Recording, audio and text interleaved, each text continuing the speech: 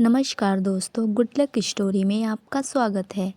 दोस्तों, मेरे जितने भी सब्सक्राइबर लोग हैं, आज हम आपके लिए एक बहुत ही अच्छी कहानी लेकर आए हैं जो आपके मन को झकझोर कर रख देगी। तो कहानी में अंत तक बने रहें और हमारे चैनल को सब्सक्राइब नहीं किया है तो प्लीज़ पहले सब्सक्राइब कर लें और बेल आइकन को दबाना बिल्कुल ना भूलें ताकि हर लेटेस्ट कहानियाँ आप तक पहुँचती रहे। और अंत में कहानी कैसी लगी हमें प्लीज़ कमेंट में ज़रूर बताएँ और लाइक शेयर करके हमारा सपोर्ट करें। रोहित, आज तुम फिर अपनी माँ के घर गए थे? घर में घुसते ही प्रिया ने सीधा सवाल किया। रोहित ने पहले कुछ सोचा फिर जवाब दिया। प्रिया, वो मेरी माँ है। पापा की तबीयत ठीक नहीं रहती। माँ हमेशा परेशान रहती है। मैं उनका अकेला सहारा हूँ। प्रिया को इन सब बातों से कोई फ़र्क नहीं पड़ रहा था। मुंह बनाते हुए प्रिया ने कहा, वो सब मैं नहीं जानती।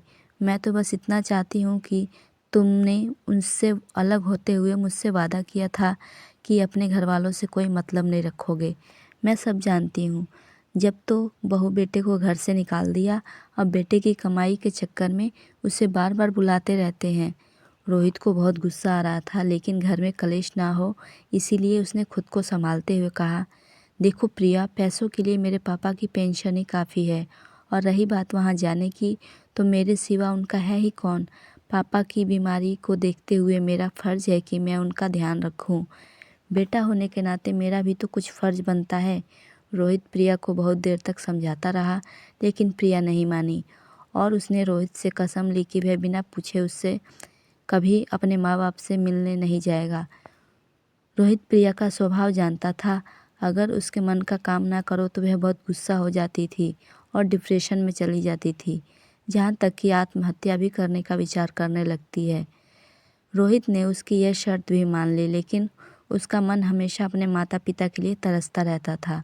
उसे आज भी याद है कैसे पापा ने अपना पेट काट काट कर उसे पढ़ाया लिखाया, रोहित की हर इच्छा पूरी की, जहाँ तक कि रिश्तेदारों के दबाव में ना आकर रोहित को अपनी पसंद की लड़की से शादी करने की इजाज़त दी।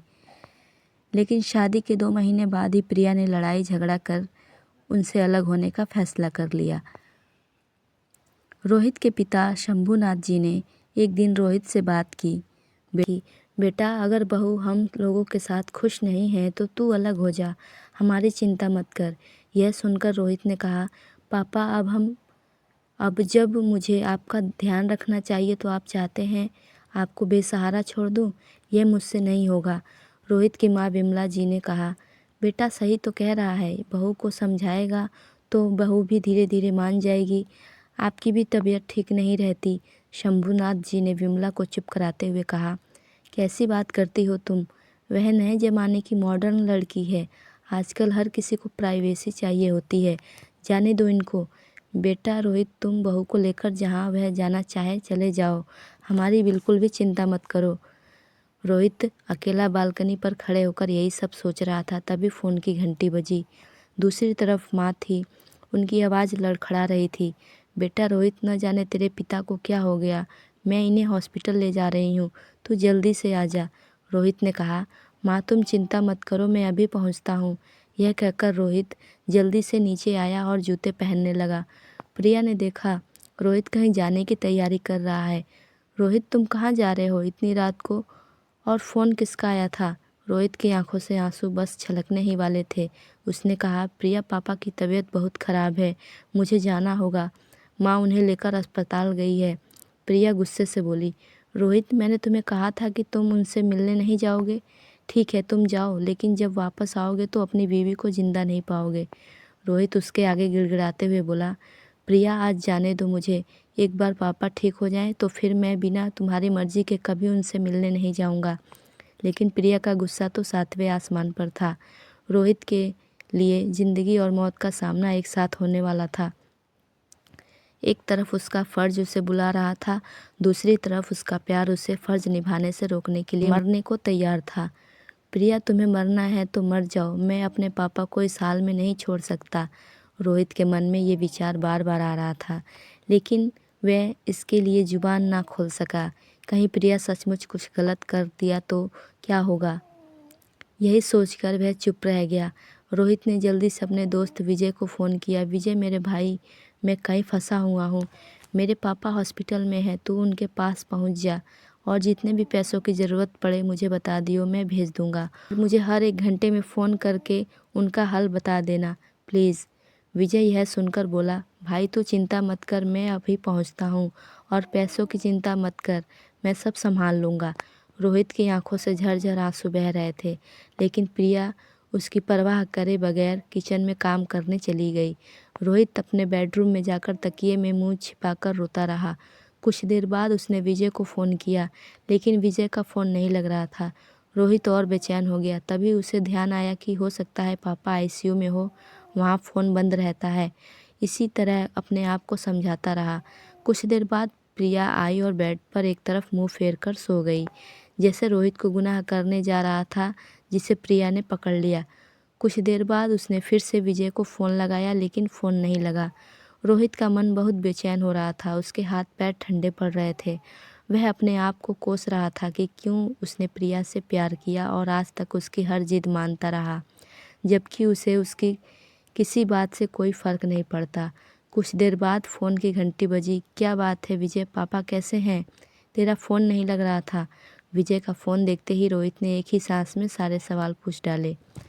विजय बहुत घबराहट में बोला, रोहित संभाल अपने आप को, तू ही टूट जाएगा तो बाकी परिवार को कौन संभालेगा? तू जहाँ भी है जल्दी से हॉस्पिटल आ जा, अंकल अब हम सबको छोड़कर चले गए।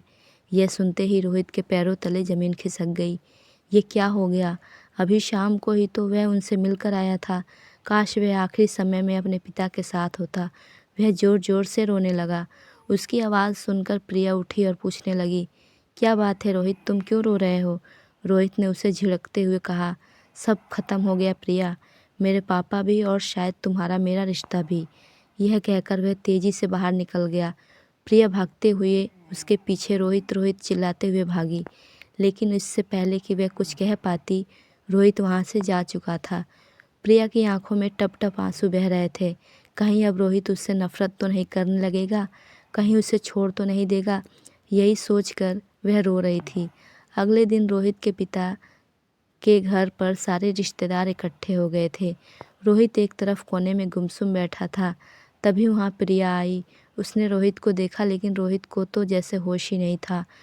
फिर वह अपनी सास से मिलकर रोने लगी। उसकी रोने की आवाज़ सुनकर एक बार रोहित ने उसकी ओर देखा और फिर नज़रें फेर ली। रोहित ने भारी मन से अपने पिता को अंतिम विदाई दी। आज उसके पिता को मरे 5 दिन हो चुके थे। इन 5 दिनों से प्रिया भी वहीं रह रही थी, लेकिन रोहित ने एक बार भी प्रिया से बात नहीं की। यह बात विमला जी अच्छे से नोटिस कर रही थी। शंभुनाथ जी की 13वीं के अगले दिन विमला जी ने रोहित और प्रिया को एक कमरे में बुलाया। रोहित प्रिया को देखकर उठकर जाने लगा। बेटा मेरी बात सुन, मैंने ही बात करने के लिए बहू को बुलाया है, लेकिन मुझे कोई बात नहीं करनी माँ। पापा की बात मानकर मैं अलग हो गया, लेकिन अब मैं आपके साथ रहूँगा, चाहे आप कितना भी कहें, मैं कहीं नहीं जाऊँगा। और इसे जाना है तो चली जाए। यह सुनकर प्रिया रोने लगी। बिमला जी ने उसे चुप कराया और कहा, बेटा ये 2 चिट्ठी तेरे पापा तुम दोनों के नाम छोड़ गए हैं, एक तेरे लिए और एक बहू के लिए। रोहित ने जल्दी से चिट्ठी माँ के हाथ से ले ली, जैसे उसे पापा को पाने का मौका मिल गया हो। उस चिट्ठी में लिखा था, बेटा मुझे मालूम है कि बहू हम दोनों के साथ नहीं रहना चाहती, लेकिन मुझे पता है मेरे जाने के बाद तू माँ को अकेला नहीं छोड़ेगा। फिर से इसे लेकर घर में कलेश ना हो, इसलिए मैं तुझसे एक वादा लेना चाहता हूँ कि अपने पापा की अंतिम इच्छा पूरी कर और बहू का कहना मानकर उसके साथ चला जा। तेरी माँ के लिए मैंने पहले ही वृद्धाश्रम में इंतज़ाम कर दिया है, वह वहाँ सुखी से रहेगी। कभी कभी उससे मिलने चले जाना। अगर तू मुझे प्यार करता है तो मेरी अंतिम इच्छा ज़रूर पूरी करेगा। इधर प्रिया ने भी अपनी चिट्ठी खोली। उसमें लिखा था, बेटी तू चिंता मत कर, मेरा बेटा भावना में बह जाता है। मैं जानता हूँ वह मेरे बाद यहाँ रहने की जिद करेगा, तुमसे लड़ाई भी करेगा, लेकिन तू चिंता मत कर, मैं चाहता हूँ तुम दोनों खुशी से रहो। चिट्ठी पढ़ने के बाद वह तेरे साथ चलने के लिए राज़ी हो जाएगा। मेरा आशीर्वाद हमेशा तुम दोनों के साथ रहेगा। चिट्ठी पढ़ते ही प्रिया रोहित के पैरों में गिर गई। रोहित मुझे माफ़ कर दो, ससुर जी जैसे देवता को मैंने उनके बेटे से अलग किया, इसकी सज़ा मुझे मिलनी ही चाहिए। तुम मुझे तलाक दे दो, विमला जी ने प्रिया को उठाकर गले से लगा लिया।